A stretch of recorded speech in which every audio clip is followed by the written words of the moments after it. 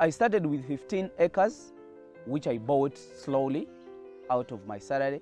Then I started buying goats. I started with very good breeds.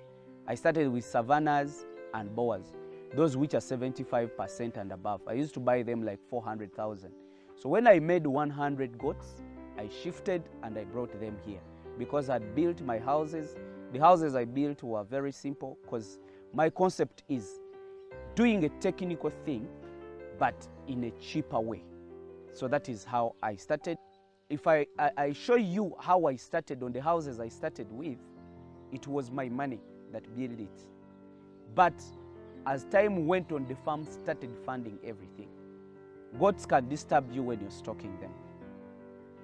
But the daily routines are simple. Like for me now, what I do, I don't do fully zero grazing. I do semi-intensive. So I have my guys, like here I have 5 flocks. And each flock is managed by one person. But those goats are over 300 plus in each flock.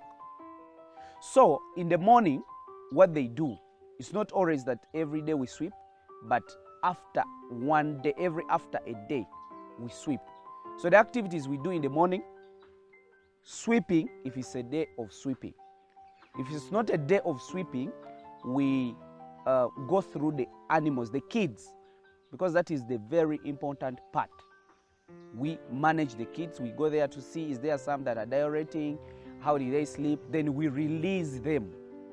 You get? We release them to go and suckle on the mothers. Then introduce the feeds. Because we have the feeds here that we keep giving them in the morning.